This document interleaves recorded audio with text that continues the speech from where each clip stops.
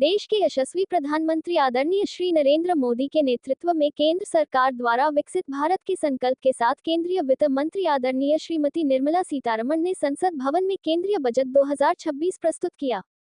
इसी के तहत गुजरात प्रदेश भारतीय जनता पार्टी के अध्यक्ष आदरणीय श्री जगदीश विश्वकर्मा, संगठन महामंत्री आदरणीय श्री रत्नाकर तथा प्रदेश संगठन महामंत्री व दक्षिण जोन प्रभारी श्री प्रशांत भाई कोराट के मार्गदर्शन में वलसाड जिला भाजपा द्वारा वापी स्थित वीआईए हॉल में केंद्रीय बजट 2026 को लेकर एक पत्रकार परिषद का आयोजन किया गया।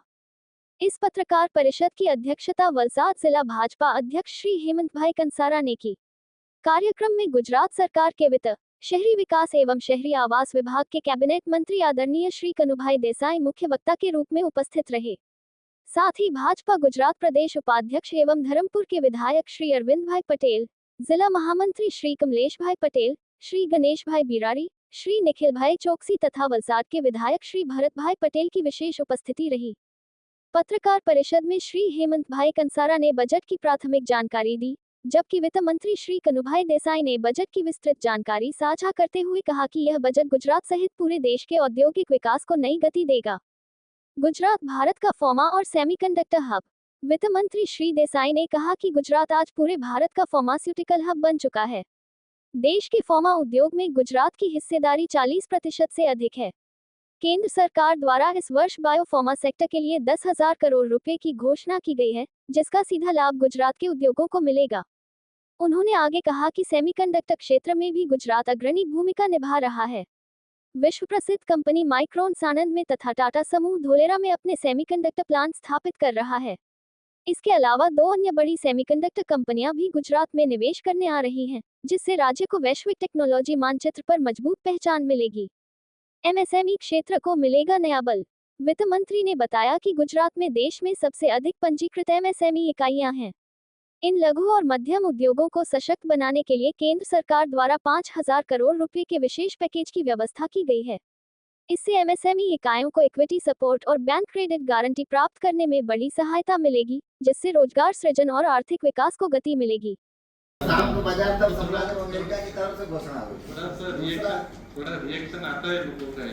दूसरा एक चीज आपने बताया, चौथी बड़ी अर्थव्यवस्था, तो सीधा सिद्धांत है कि जब ज्यादा पैसा आएगा तो लोगों को ज्यादा रियायत होगी, लेकिन पिछले આપણે સૌ જાણીએ છીએ કે ગુજરાત આખા ભારતનું ફાર્મા હબ છે।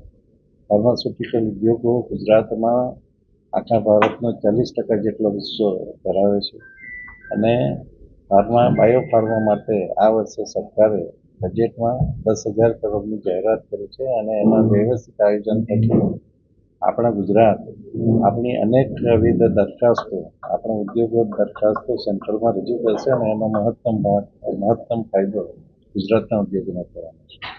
તે જ રીતે ઇલેક્ટ્રોનિક્સ અને સેમિકન્ડક્ટર એ આપણા ગુજરાતમાં ખાસ કરીને 4 સેમિકન્ડક્ટર કંપનીઓ આવી છે।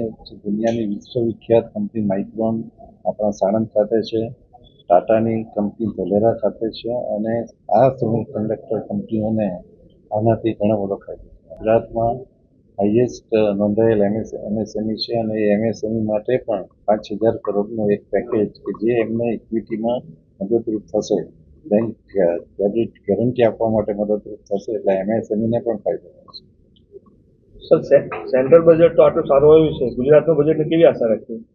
ગુજરાતનું બજેટ 18 તારીખે રજૂ કરવામાં આવશે।